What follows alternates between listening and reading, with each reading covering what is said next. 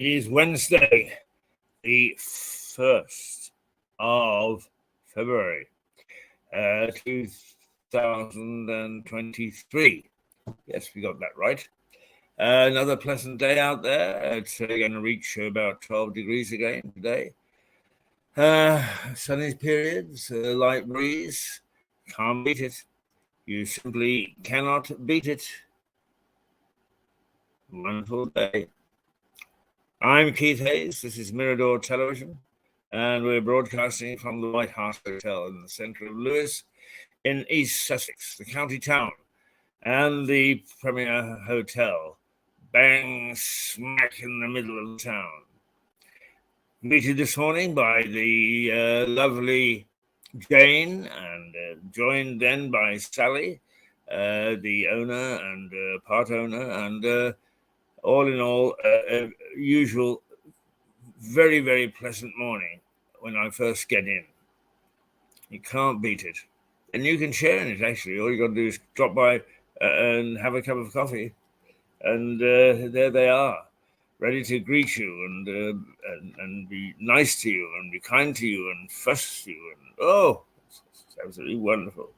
Absolutely first class. Really quite wonderful. Anyway, shall we just turn now, because the new format is that we shall go till 9 o'clock with news and newspapers and news headlines, both local and national, and we'll keep you as informed as we possibly can, and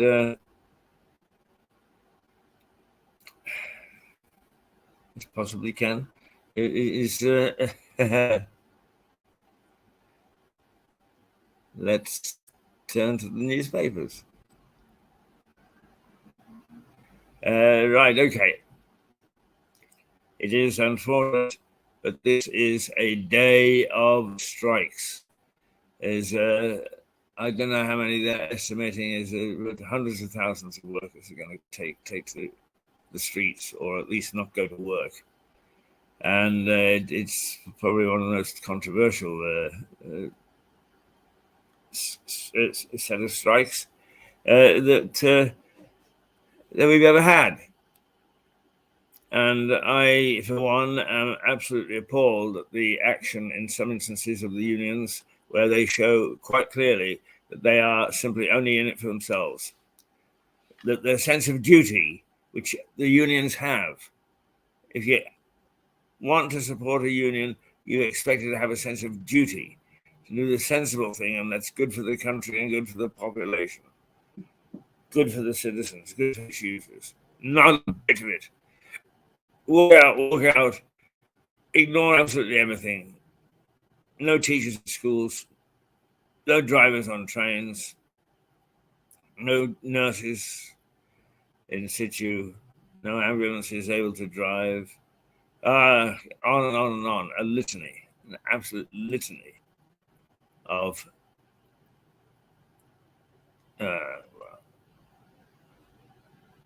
can we really say much more? The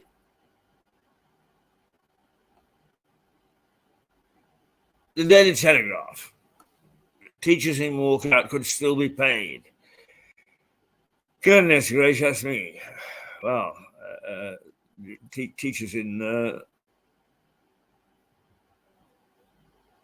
walkout could still be paid, and the government has, the education secretary has said to headmasters and headmistresses, no, that's not on. You can't do it. But apparently somebody has figured out a way to get around things, and they will be. So that's going to become an issue later on.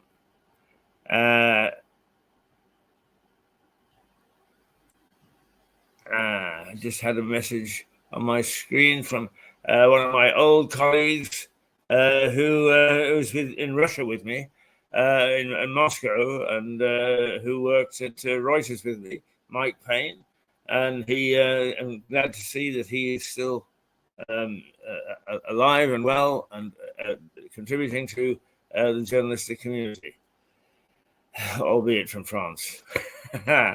Anyway, that lightened my mood a little, and after the teachers could still be in walkout. Right, okay.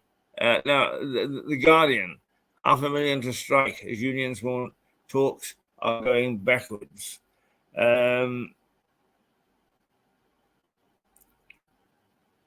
Right, is.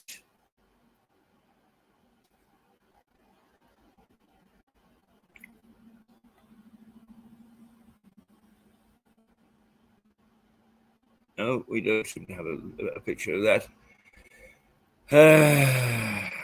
Same sort of thing. Anyway, the Daily Mail. A cynical walkout that betrays our children again, says the Mail. And this series of strikes is creating a great deal of debate in our communities. Should they or shouldn't they? Are they right or are they wrong? And I don't think that this one is going to go away in a hell of a hurry. I think it's going to be something that will rancor and will be keep on being raised for the next few months once everything is settled. The industrial action is described as a cynical walkout by the Daily Mail, which hones in on the teacher strike. Parents are being left in limbo, says the paper, because not head teachers aren't informed of the staff is coming in or not coming in, or is it a day? Not at all happy about that is the Mail. The Times. Now, Britain is EU set for a Northern Ireland deal. The issue of Northern Ireland and the Brexit has been rankling. It has been a very sensitive topic because Northern Ireland is an island, but it's a divided island with north and south. The Brexit line went through the North Sea, and obviously making it a very sensitive and weak border. And to plug this gap, what Britain wanted to do and what the European Union wanted to do were two different things, and it was getting very nasty. And now it seems that Britain and the EU are set to make some sort of Northern Ireland deal. However, the British government is actually denying that any deal is in sight. So where this comes from, I don't know, but it looks as if the EU has said that they've struck a customs deal and that it can work. So another saw off our back if it's true. The Daily Express, right, staggering. 60.7% rise in food prices. That's what the Express says. That the foodstuffs have just zoomed out of control. And as the paper points out, this is leaving a lot of ordinary people stunned because they haven't had anything like a 16.7% rise in their income. So they are, you can take that as an argument to one side or the other, of pro or con. The Financial Times. Well, it says that Brussels has now admitted that all the promises made to Ukraine on an EU deal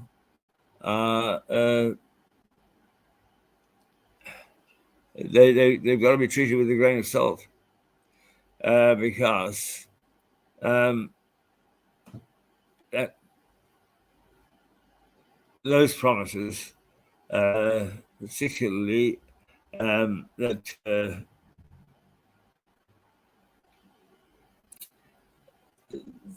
the Brussels said to Ukraine, hey, listen, you can come in without any problem whatsoever.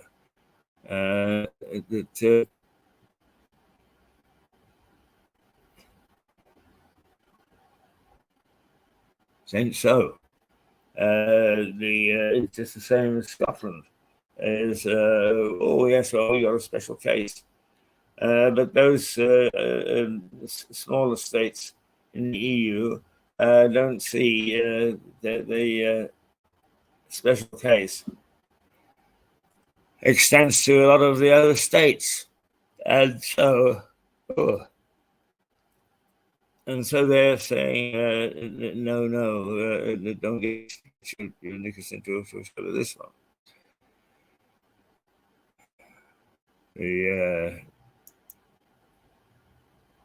Right. Angry Tories confront Hunt over the refusal to cut taxes. And the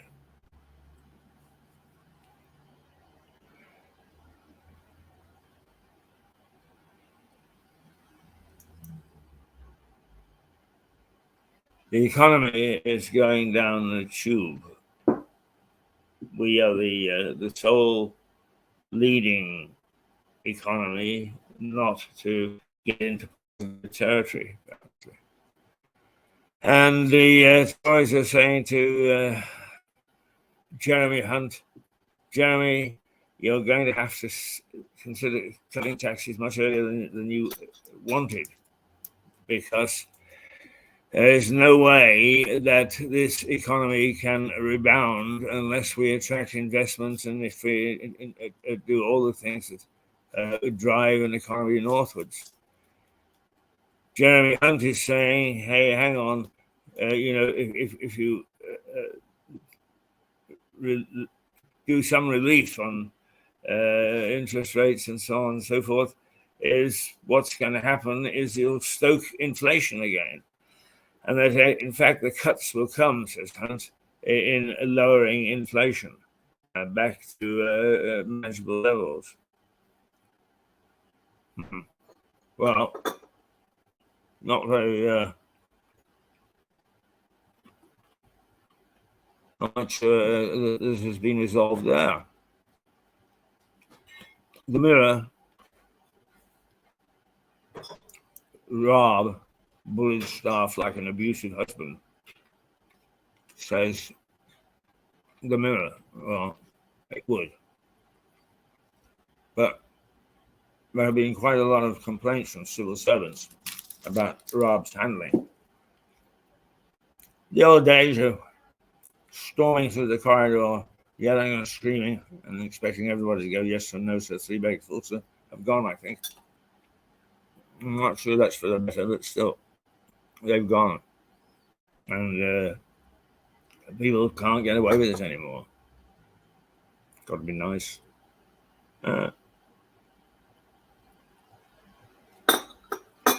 Doesn't suit me very much. The Sun has gone with Mummy's Lost. A lady has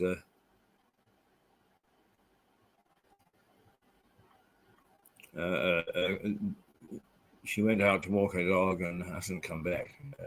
It's an individual sort of thing.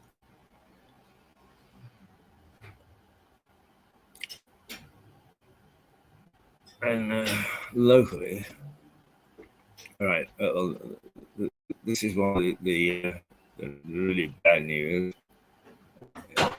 Like,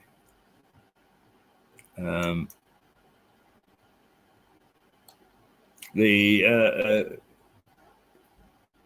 Carlton paper, Jane Paperchase, it was looking for a buyer, hasn't found one. Tesco have offered to buy the name, but the shop is going to go into administration. And it's very sad because it is part of the local scenery. It failed to find buyers. while it was in administration, and it was in talks. The high street retailer was lining up administrators, and that's a pity because it looks as if it's gone. It looks as if it's gone. We can't do sort of much more. Really. So there you are. That is the more or less the local news. There isn't much else except on the weekend there was a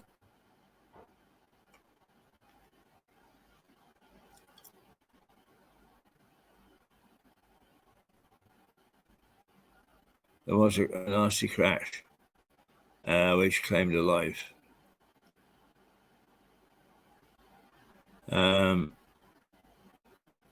As a detail of that, they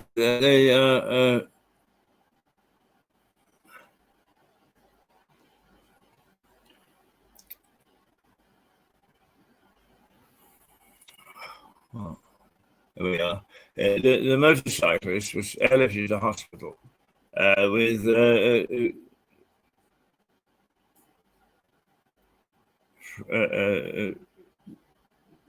life-threatening injuries, certainly life-changing injuries, and it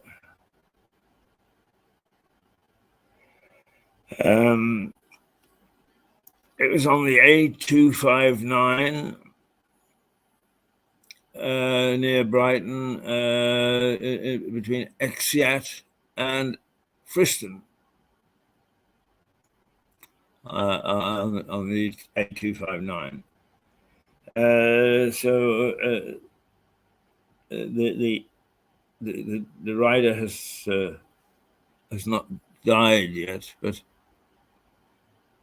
a 27-year-old man has been charged. He was the driver of the van that hit a 73-year-old motorbike rider.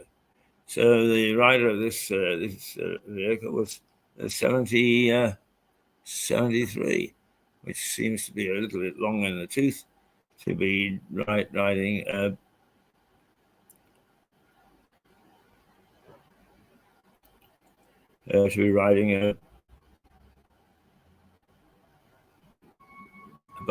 motorbike. What's going through my mind there is, here am I, 83, still running a television station, if you like, and I'm denigrating somebody from riding a motorbike at 74. No, it's not on, is it? I shouldn't be doing this. I should not be doing this.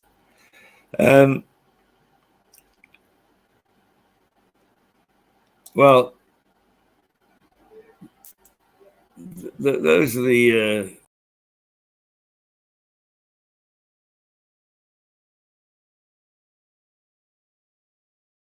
there we go. Those are the news front pages. A mixed bag, but the main feature today is that the entire country is virtually on strike.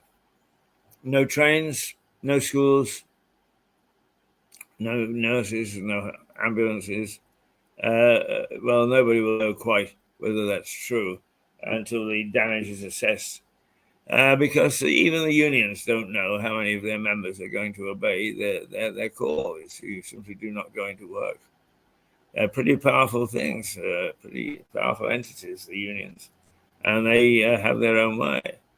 A disappointing thing in this particular instance is, though, that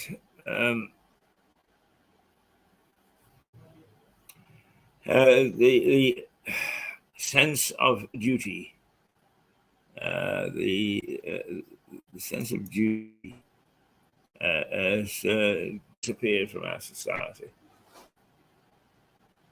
The unions, all of them, are making unreasonable demands, and they know that unreasonable demands. The old days when they did that, they would say, "Oh, that was just our starting position."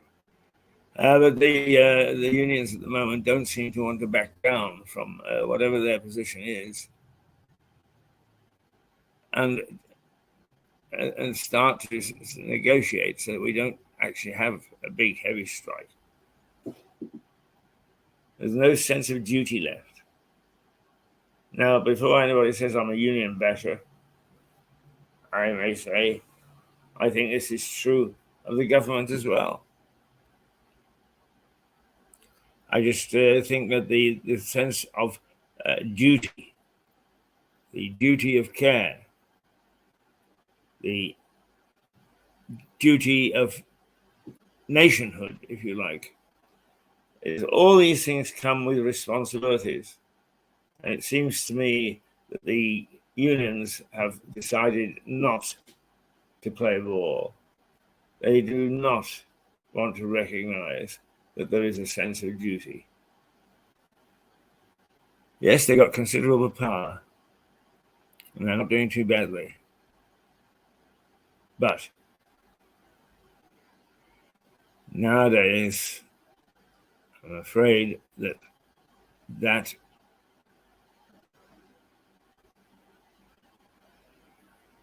sense of duty,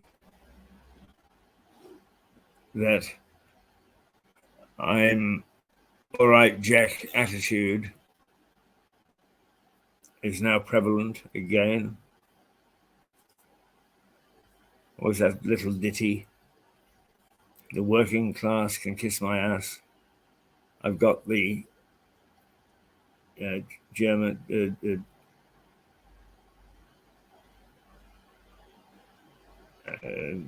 I've got the foreman's job at last. That's right. Yeah. In other words, suggesting that while you're a worker, you think one way. When you're ready to step up and be management, you start to think totally differently. I'm sure there's, I think, a great element of that, to say the least. To say the least. Well, all I can say is it is a Wednesday. There are all sorts of things happening. Shall we take a look and pay some service to sports? On the back page, or at least the inside pages, it's all about. Oh, there was a match last night in which Newcastle beat Southampton, and also a record by one of the less fashionable teams. Yes, I know. Chelsea are going to break the British transfer record. Land the Michael Hernandez in a last-minute deal. Yes.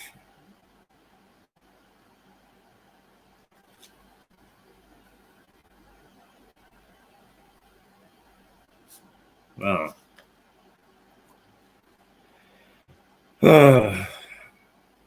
I don't know.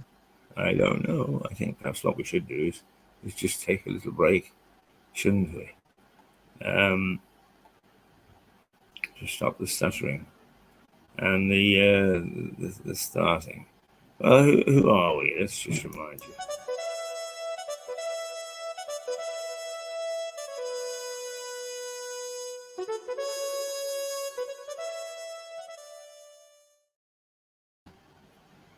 That's who we are. Mirador Television. What is the time? It is now 8:57. In 2 or 3 minutes' time, we are going to take a break, and we'll be back. We'll be back in about 9:30 with some program material, and our first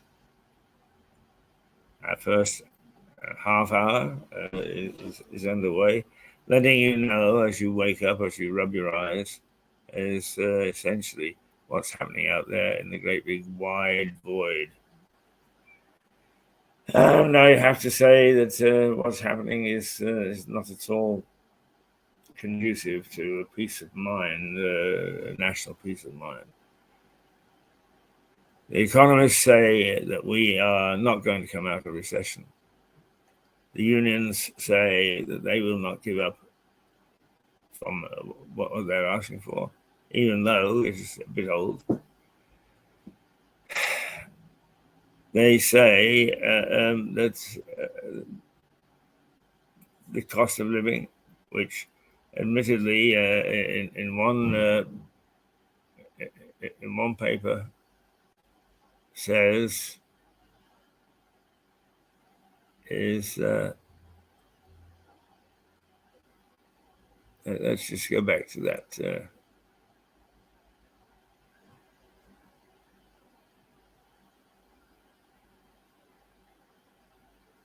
There's a staggering 16.7% rise in food prices.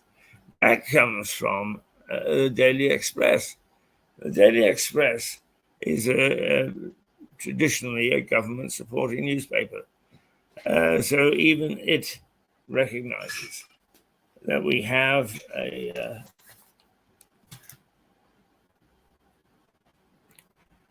a bad situation on our hands, and particularly with the unions being totally and utterly stubborn about what it is that they want and how they're going to get it. We're in for a really rough ride.